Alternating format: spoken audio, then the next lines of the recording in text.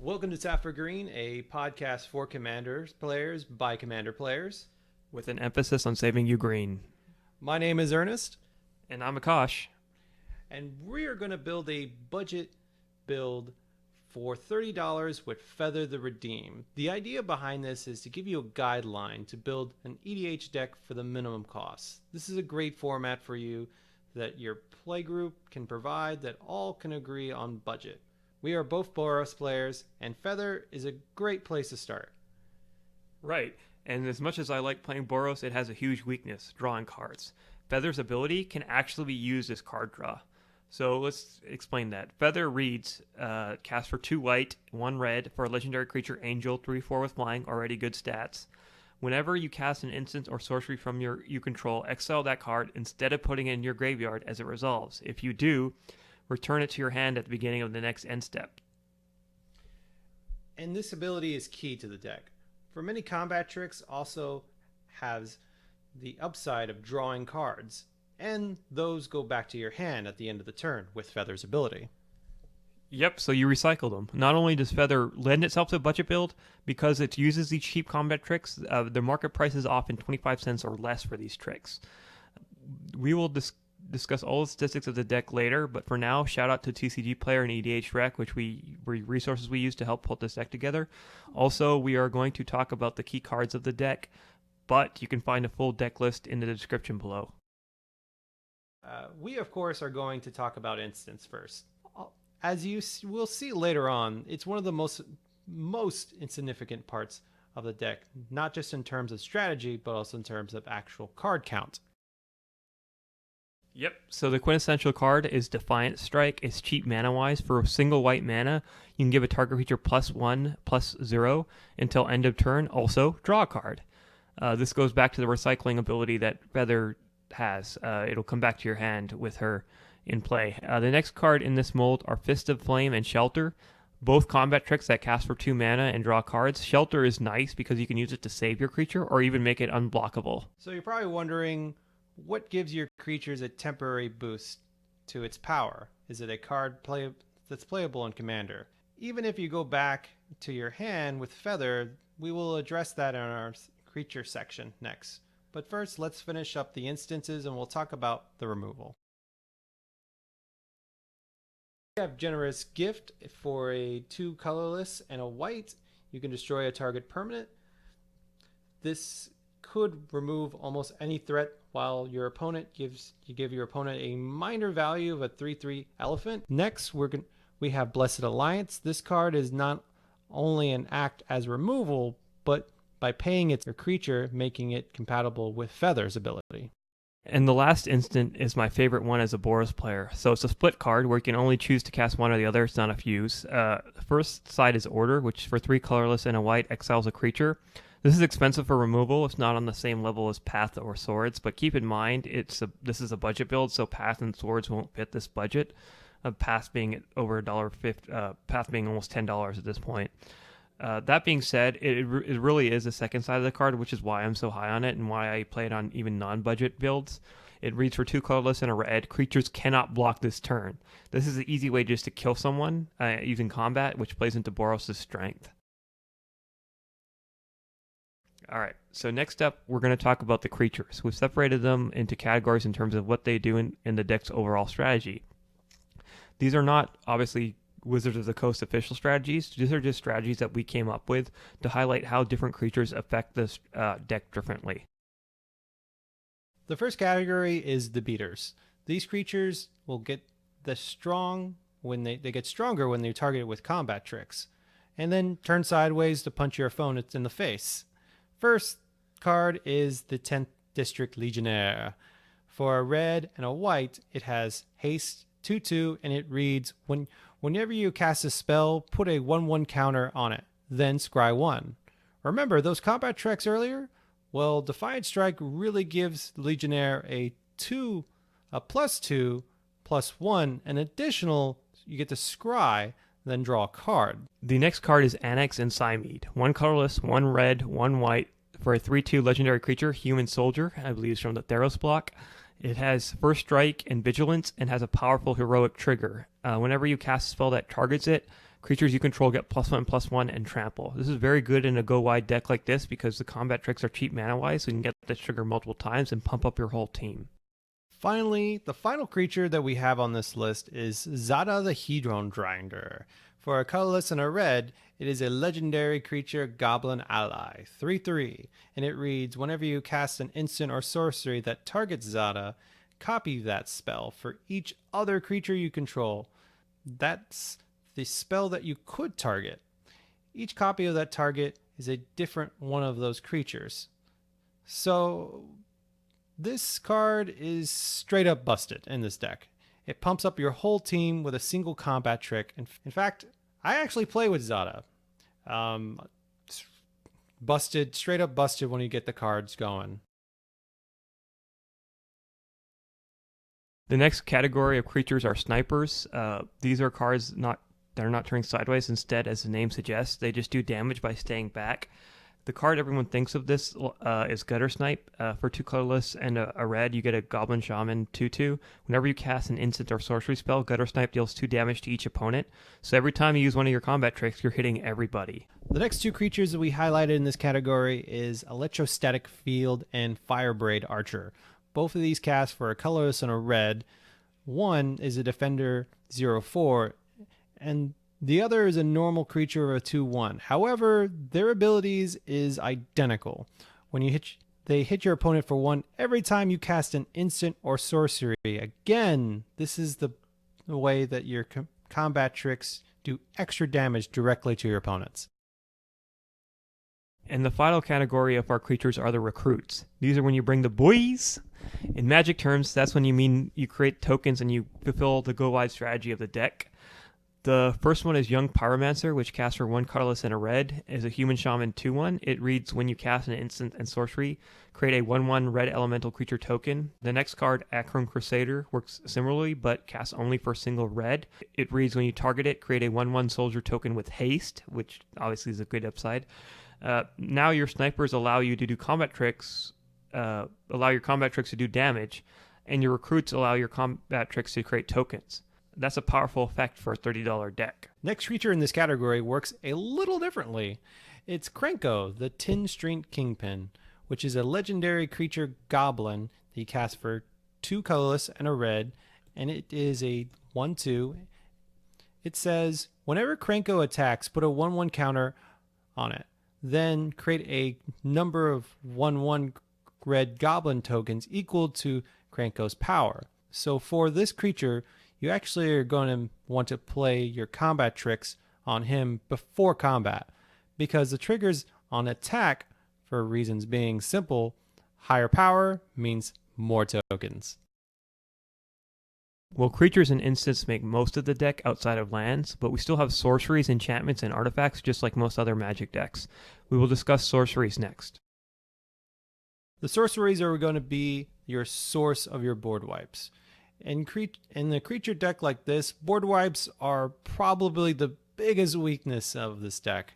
But there are just some times where you just have to pull the trigger or pull the plug, or you just lose the game, especially if you're behind.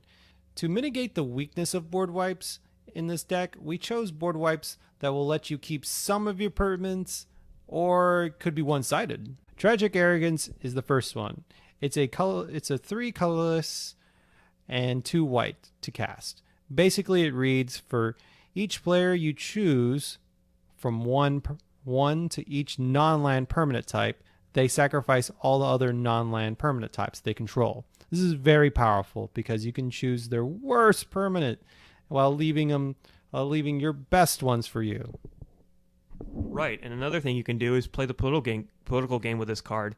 For example, you can leave them with one of their best creatures in return for a deal that they do not attack you with it. Next, sorceries is only 3 to cast and 1 colorless and 2 white. It reads, each player chooses any number of creatures he or she controls with a total power of 4 or less, then sacrifice all the other creatures they control. So what this makes is a great card in this deck because your creatures are small until you pump them up in most cases. There is a good chance when you cast this board wipe, you'll keep 1 or 2 solid creatures, including Feather himself, unless your opponent also is also playing small creatures. Yeah, in truth, there's better version of the cards, including Fell of the Mighty or Dust to Dawn. However, these are a bit too expensive for this budget build. So the next card is a bit of an oddball, but I wanted to give it some discussion on here because you will not probably see it play outside of a budget format like this. This card is called Leave to Chance. The first side is an instant that casts for a colorless and a white. It says return any number of permanents you own to your hand. While putting your permanents back to your hand is not a good feeling, it's basically cyclonic rifting yourself. It will save them from a board wipe, and you can also do it at your choosing. The other side is Chance, a sorcery that you can only cast from your graveyard and for 3 colorless and a red. It is a classic red rummage effect. You can discard any number of cards and then draw that many cards. In Boros decks, this can turn a hand with too many lands or not the right cards into the right cards fairly quickly. Interesting card. It both has an instant and sorcery type, but it also can fit in either. Anyway, next up, we have artifacts. As you might imagine, artifacts are going to play an important part in fixing and ramping. We have the very classic staples such as Boros Signet and Prismatic Lens. And our next set of artifacts are support cards that will line up with the overall strategy of the deck. The first card here is Sunforger, the most powerful card in the deck, and certainly the most expensive. It reads for 4 colorless mana, artifact equipment. Equipped creature gets +4/+0. That part doesn't matter. The activated ability is what makes this card great. For a red and a white, search your library for a red or white instant card with CMC 4 or less, and then cast that card without paying its mana cost. Then shuffle your library. I stress the or because you can be either red or white, or it can be some combination of that too. So that's a lot of mana, basically 5 mana every turn that you need to activate it. But what makes this card powerful is its repeatable tutor, that you can keep using it to find the cards that you need, whether that is to one combat trick or a removal card. It is the ultimate safety value for this deck. This card will make sure that you do not run out of gas. Yes, not only that, but it gives you the ability to react to what your opponents are doing and play at instant speed. Being able to react and tutor like this gives you a huge edge over your opponents. The next artifact that we have highlighted here is Sentinel Tower. Casted for 4 colorless, and it reads, whenever an instant or sorcery is cast during your turn, Sentinel Tower does damage equal +1 of the number of instant or sorceries you cast before that spell this turn. So this is going to work like this. A sniper creature that we talked about earlier, and every time you play is going to do extra additional damage. The difference is the damage will increase for each instant or sorcery you play. Yeah, and not only that, another difference. The damage can go to any target. Plus, being an artifact means that it's harder to deal with for some decks. To further support our strategy in the deck, we have enchantments. Our first enchantment is the Goblin Slide, which you cast it for two colorless and a red. Every time you play a non-creature spell, it allows you to pay 1 colorless. And if you do, you create a 1/1 goblin with haste. This is great for the same reason as recruits. It adds more value to all the combat tricks that you are playing. The upside of giving the tokens haste, which means it's harder for your opponents to react to what you're doing too. The next card on the slide is cast for a single white mana. It's called Myth Realized. It is also has an activated ability of 2 colorless and a white, and allows you to put a lore counter on it. To be honest, this ability is not why we make it that makes it in the deck. Because every time you cast a non-creature spell, you put a lore counter on Myth Realized. The second ability is more relative to the deck. For a single white mana that you turn into a creature with a power and toughness equal to the lore counters on it. So this is another card that allows you to go incidental value for all the combat tricks. The last enchantment we are highlighting is Removal, and is another one of my favorite Boros cards. For 1 white mana, it's an aura that says, Enchant Mountain you control. When a chain to the rock enters the battlefield, exile target creature and opponent controls until chained to the rocks leaves the battlefield. This will single target removal not only help remove a threat, but is hard to deal with. We are now in the final category, but of course, the most important, lands. So we have to be on the real cheap on tap lands. Like the first one that we have in the picture right here, Boros Guildgate. These are slow, but it helps you fix your colors. And honestly, most of us run a few of these type of dual or tri lands that in non-budget builds just to help keep the cost down. We're not going to put fetches in all our decks anyways. As you can see from the chart here, 2/3 of our deck are basics. Our deck list shows that our basic lands are even split between mountains and plains, which we'll explain later when we look at the mana curve and color distribution. Next few slides, we will dive into some of the statistics for the deck. Yes, but before we go forward, full disclosure about the prices that you'll see here. We use the very cheapest versions of these cards that we found on TCG, meaning the editions pictures may not be the ones that are the cheapest versions to use when we crunch the numbers. Also, keep in mind, prices fluctuate. The first chart we have here gives a breakdown for total cost by card type. As you might have expected, creatures take by far the biggest slice of the pie. Artifacts are the second most, but the data is being skewed somewhat by Sunforger. Sunforger is the single most expensive card in the deck, which makes an outlier and will skew the data some, so keep that in mind. Also, another thing to note here is that the group that contains instant/sorcery is for that split card that has both the categories, so we kind of put it into its own category. But it is a very small piece of the pie, as you can tell, 14 cents. The last caveat we have for the pie graph is we valued all basic lands at 0, and that's also how we did our budget. So the total cost of the deck was actually $29.50, slightly under $30. And keep in mind, these are prices as of shooting this video. The next chart we have is the average cost by card type. Once again, Sunforger is skewing the data to make the artifact is the most expensive. Next, the largest average cost is sorceries, and those are the most of your mass removal board wipe spells. The next chart shows the most common card type, what cards appear the most in the deck. The y-axis is the number of cards in the deck. Outside of lands, you can see here that creatures and instants make the most frequent type of card. That should surprise no one. These cards are what the deck relies on. Obviously, creatures and instants are basically most of your deck outside of lands. Together, creatures and instants make up almost 50% of the deck. Our final chart shows the mana curve plus the curve broken up by color or lack thereof in case of artifacts. The legend at the right shows the color of for the bars. The y-axis is the number of cards. The x-axis is the CMC. As you might have suspected, the curve of this deck is very low. The most common card in this deck, creatures and instants, are all very cheap mana-wise, and also obviously dollar-wise as well. The deck itself leans more slightly white than red, but given all the cards that require having both equal distribution, we feel like made sense. Of course, the distribution between red and white sources can always be tweaked later, depending on game experience.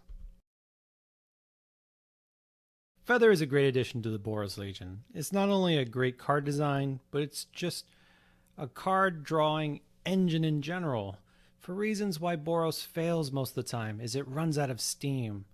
Boros archetype has always been labeled as a beatstick or just a spam to just a bunch of creatures and hopefully they get through, which is what I like to do most of the time. But overall, Feather is just actually very fun to build around, whether you choose to go Voltron and go or to go wide. This is a fun, simple deck to play if your group likes playing with a budget restriction. It's also a base that can be upgraded to non-budget formats, casual formats of EDH. For 1 mana, you can play a combat trick, create a 1/1 token, deal damage to an opponent, draw a card, assuming your board is well developed with Feather and some of the other cards we discussed earlier. So for single white mana combat trick, you're getting basically 4 different triggers. This deck is just a neat way to play Boros and takes all those combat tricks in your binder and makes them useful again. Just remember to like, share, subscribe, and tap that bell. Ha! Yes, thanks for listening.